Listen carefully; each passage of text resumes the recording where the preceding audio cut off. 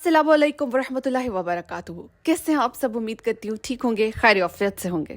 बहुत ही common questions जो बहुत ज़्यादा कमेंट्स में पूछा जा रहा है वो ये है कि इस्तिग़फ़ार करने का सबसे बेहतरीन वक्त कौन सा है? वो कौन सा ऐसा तासीर वाला वक्त है जिस वक्त मैं इस्तिग़फ़ार करूँ और मुझे सबसे ज़्यादा फ़ायदा हासिल हो?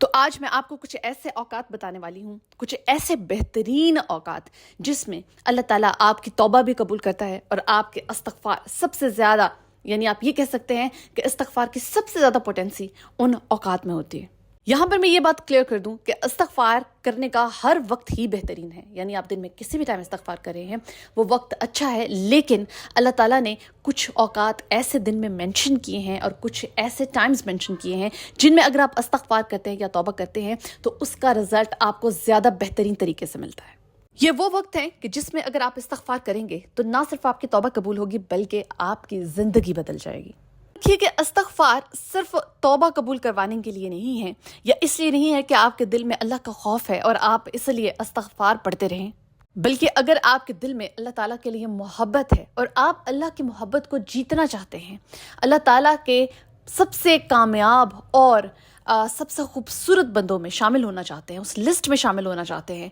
तो याद रखिए कि उसका सबसे बेहतरीन रास्ता इस्तिग़फ़ार से शुरू होता है। अगर आपकी ज़िंदगियों में, आपकी रूह में, आपके रिलेशनशिप्स में तलख़ियाँ बढ़ गई हैं,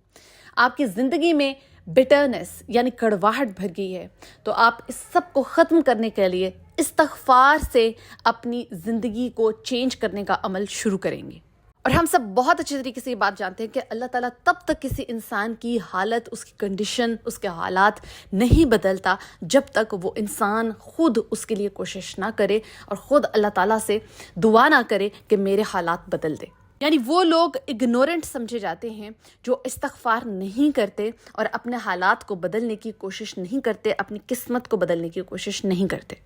तो बात करते हैं कि सबसे पहला बेहतरीन वक्त कौन सा है जब आपका इस्तिग़फ़ार इंस्टेंटली कबूल होता है।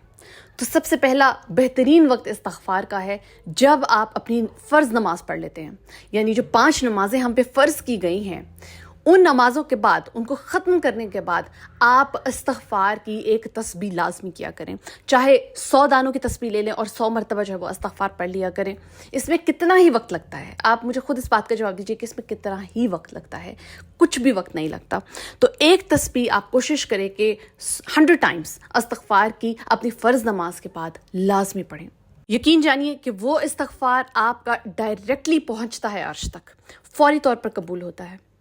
और यहाँ पर वो लोग जिन्हें इस्तिग़फ़ार की अहमियत का अंदाज़ा नहीं है वो ये जान लें कि अगर आपकी ज़िंदगी में किसी भी किस्म का कोई मसला चल रहा है, चाहे वो बेऔलादी है, चाहे वो रोज़गार है, चाहे वो किसी से रिलेशनशिप के कोई इश्यूज़ हैं, चाहे वो आपके घर में बरकत का इशू है, चाहे डिप्रेशन है, एग्ज़ाइटी है, चाहे किसी भी किस्म के ऐसे इश्यूज़ हैं,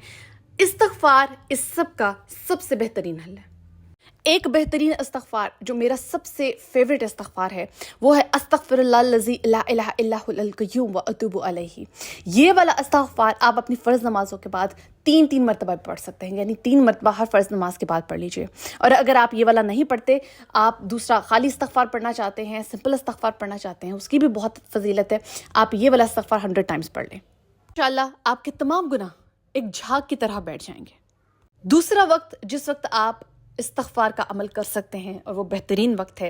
वो है वज़ू करने के बाद। जी हाँ, शायद आप में से बहुत से लोगों को ये बात मालूम ना हो, वज़ू करने के बाद इस्तिग़फ़ार करना बहुत ही ज़्यादा बेहतरीन अमल है। यहाँ पे मैं आपको ये बात बता दूँ कि वज़ू खुद एक इबादत है। जी हाँ, जब आप वज़ू करते हैं तो समझ लें आपने इबादत का एक हिस्सा मुकम्मल कर लिया है और उसके बाद अगर आप इस्तिग़फ़ार करते हैं अगेन आप 100 टाइम्स कर सकते हैं। और अगर आप सिर्फ 3 बार पढ़ना चाहते हैं तो आप अस्तग़फ़िरुल्लाहल्लज़ी ला इलाहा इल्ला हुवल क़य्यूम व अतूबु अलैहि ये 3-3 मरतबा पढ़ लें। सबसे बेहतरीन काम और बेहतरीन अमल वज़ू के बाद आप इस्तिग़फ़ार पढ़ें, और ये आप किसी भी वक्त कर सकते हैं, एनी टाइम।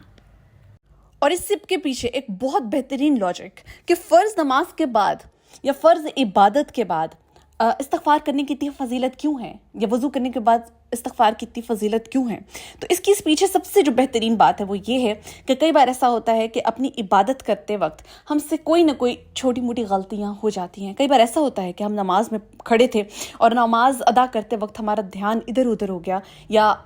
कुछ वक्त के लिए, कुछ जस्ट सेकंड्स के लिए हमने कहीं कुछ और सोचना शुरू कर दिया। تو یہ جو ہم سے چھوٹی چھوٹی غلطیاں یا کمیاں رہ جاتی ہیں ہماری فرض عبادت میں، اس چیز کو ریکٹیفائی کرنے کے لیے، ختم کرنے کے لیے، یا یہ کہہ لیں کہ اس کا ایک فدیہ ادا کرنے کا طریقہ ہے استغفار۔ جی ہاں، تو آپ اپنی کوئی بھی فرض عبادت کرتے ہیں اس کے بعد آپ استغفار ضرور پڑھ لیا کریں،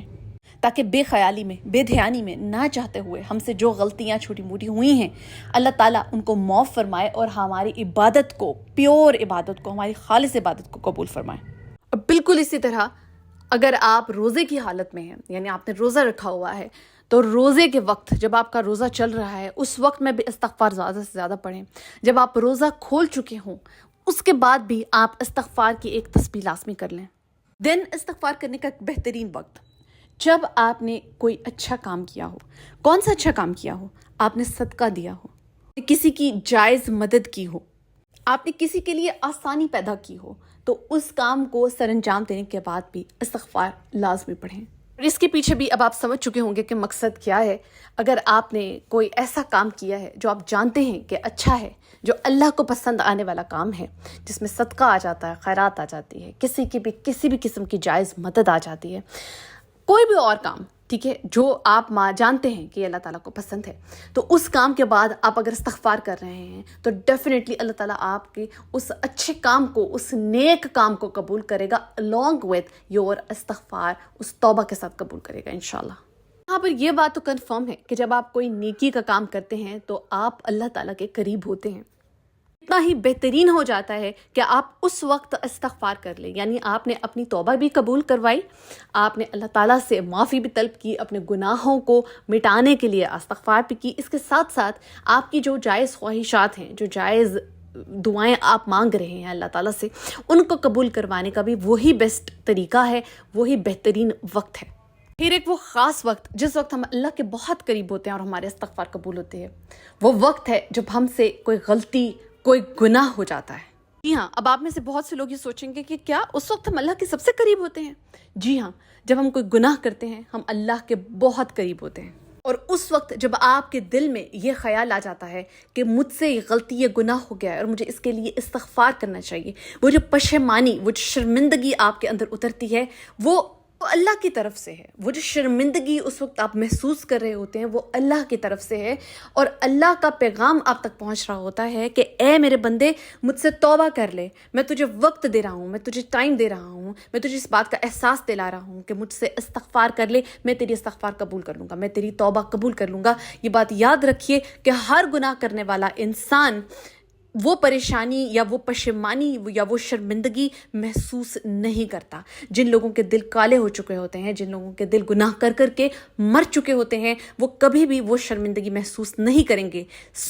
اگر آپ کو گناہ کرنے پر شرمندگی محسوس ہوتی ہے، اللہ کا خوف محسوس ہوتا ہے، تو وہ اللہ تعالیٰ نے آپ کے دل و دماغ میں ڈالا ہوتا ہے۔ اللہ نے اس وقت آپ کو ہدایت دی ہوتی ہے کہ اے میرے بندے، مجھ سے استغفار کر لے۔ جب بھی آپ کو گناہ کرنے کے بعد استغفار کا خیال آئے تو یاد رکھیے کہ آپ کا رب آپ سے استغفار کروانا چاہتا ہے، اور فوراً استغفار کر لیجئے، توبہ کر لیجئے، اور بے شک میرا رب، آپ کا رب آپ کو معاف کرنے والا ہے، بخشنے والا ہے۔ اور اللہ سے اس معاملے میں بھی ڈریں کہ کبھی کسی کے گناہوں کو ایکسپوز کرنے کی کوشش مت کریں، کیونکہ ہو سکتا ہے کہ وہ گناہ جو آپ ایکسپوز اب کرنے کی کوشش کر رہے ہیں، اللہ تعالیٰ ان گناہوں کو معاف کر چکا ہو،